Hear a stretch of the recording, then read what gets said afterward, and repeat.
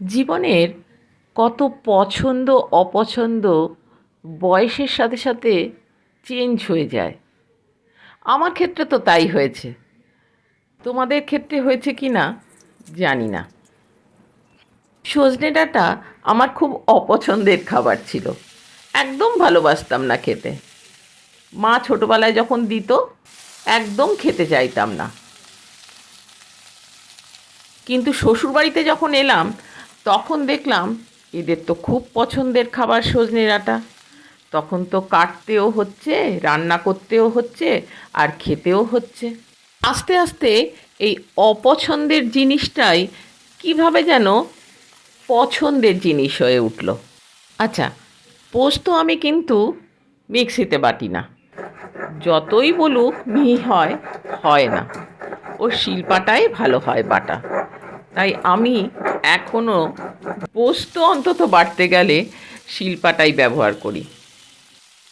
তো এখন এই সজনে ডাঁটা দিয়ে আলু দিয়ে পোস্ত দিয়ে যে তরকারিটা হয়, এটা আমার পছন্দের খাবার।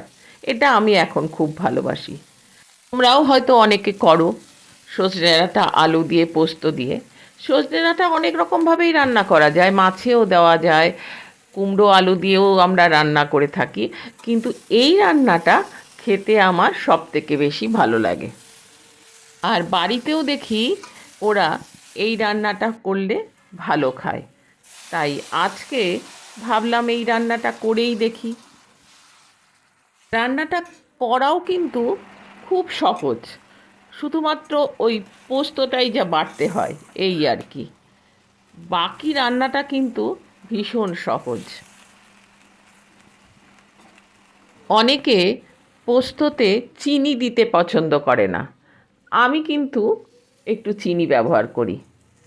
আর নামাবার আগে একটু তেলও দিই, কাঁচা তেল। কাঁচা সর্ষের তেল দিলে তরকারিটা যেন আরও বেশি সুস্বাদু হয়ে ওঠে বলে মনে হয় আমার। তাই এখন ভাবি, ছোটোবেলায় মা কত বোঝাতো সজনে ডাঁটার এই গুণ, খেতে হবে, খাওয়ার জন্য বকাঝকাও করতো, কিন্তু তখন খেতে চাইতাম না। কিন্তু এখন খাই, ভালোবেসেই খাই। মানুষের কত চেঞ্জ হয় না সময়ের সাথে সাথে। জীবনের পথে চলতে চলতে অনেকটাই বদলে গেছি আমি। আগের আমি কি আর এখন আছি? এখন খাওয়া দাওয়া, ধ্যান ধারণা, সব কিছুতে পরিবর্তন এসেছে। হয়তো সবারও আসে, আমারও এসেছে। ভালো থেকো সবাই, আর জানিও রান্নাটা কেমন হলো।